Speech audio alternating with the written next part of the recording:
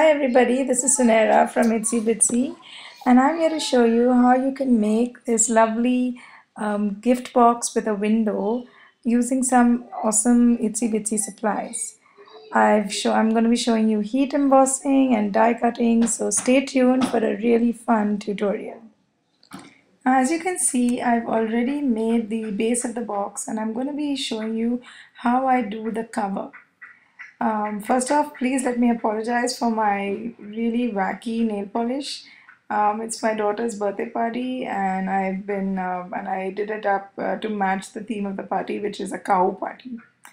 So to ink up, the design I'm doing on the cover of the box is this lovely damask design that I got from a stamp set from Itsy Bitsy. I'm going to ink it using my Versamark ink pad, and then I'm just going to stamp exactly where I want on the card. And the good thing about clear acrylic stamps is that you can see through the acrylic block on which you've mounted the stamp. You can see exactly where you're stamping. So I'm able to position it exactly where I want, directly below the design on top and directly in line with the design on the left and the right side. So as I finish inking up and stamping the design, I'm going to now use my Wow embossing powder. Itsy Bitsy has this fabulous range of embossing powders, and I don't think anything else comes close to the range. I'm going to dust the powder over my inked up design. And because the ink is very sticky, the embossing powder sits right where I've stamped. Once that's done, I'm going to make sure I close my embossing powder, and then using a paintbrush, I'm just dusting off some of the extra powder. Then I turned on my heat gun and I'm going to apply the heat directly over this dusted powder space. Now you can't really make out in the video, but actually what's happening is that the powder is melting and it's becoming a very nice glazed design. So now I've embossed the entire card and I'm ready to now create the see-through window on the cover of the box. To do that, I'm using my scallop rectangle die, which I've placed right in the center. Then I'm going to run that entire piece through my Big Shot to make sure that I get this central scalloped cavity cut out as neatly as possible. Here's how it looks once it's been cut. I've taped it in place, so that's why it needs a little bit of easing out. And there you have it. The window is cut right in the center. Now I want there to be a kind of a black inner frame to the whole thing. So using the next level or this next smaller die, I've cut a piece of black cardstock exactly to size, and I'm going to make sure that I die cut a little window in this, and to make sure I've placed the die at the right spot, I'm placing the black card through the window and then placing the die where I need. Nothing can ruin a project quicker than an uneven border, so I'm going to take my time on this and make sure the die is placed exactly where I need it. Yeah, that looks about right. Now I'm going to take out my Big Shot again, and once again I'm going to run it through the Big Shot. Once I've run it through the Big Shot, I'm ready to now take out the die cut that I've just cut out, and then I can verify that it is in fact in the center and my border is even. Gratefully, it is. So now the next step that I'm going to do is make the box or make the lid into an actual lid. So to do that, I'm just cutting off the corners a bit so that the lid, so that I can glue the little flaps together using my glue gun. It's really straightforward stuff. Making a lid of a box or even the base of the box itself, it's the same principle. Just glue all the flaps together so that the box the lid of the box becomes an actual lid. I think I've got another tab to go, and then my lid is done.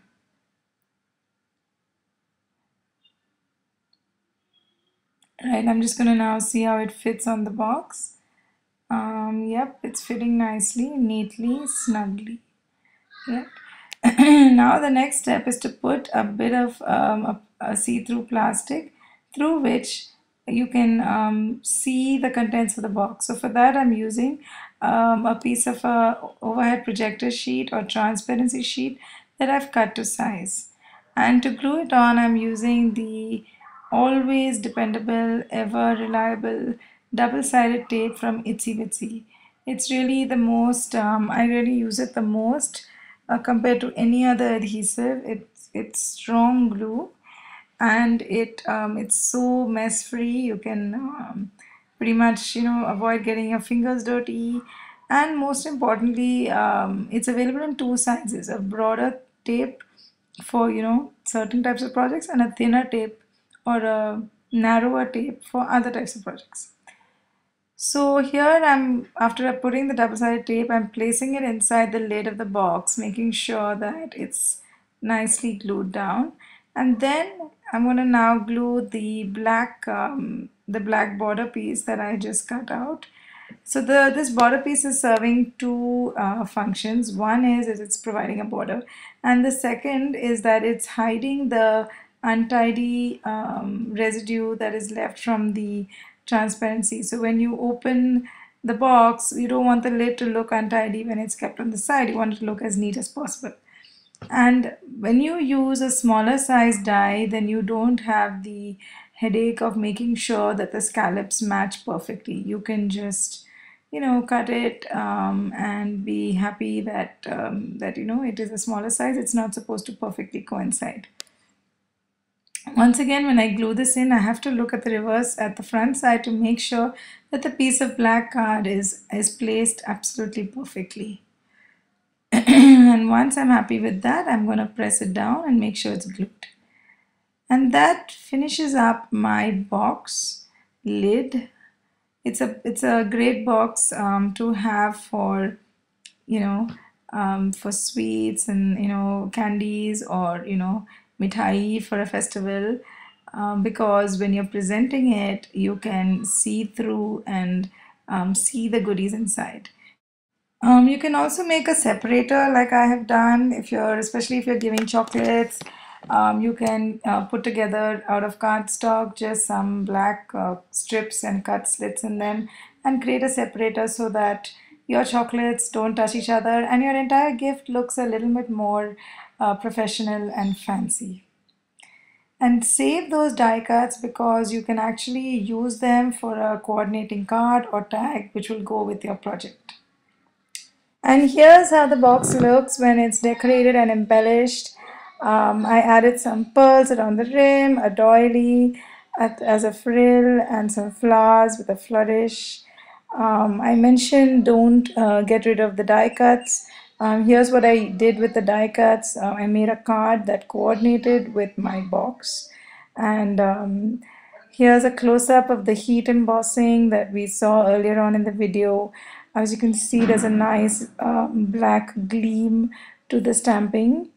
And here's a better look at the card that I made with the die cuts that were chopped out of the lid of the box. It came in nice and handy. And with that, we come to the end of another tutorial video from me, Sunera. I really hope you found it useful and it inspires you to create some fabulous projects of your own. Stay tuned to many more tutorials from all of us here at Itsy Bitsy. Bye!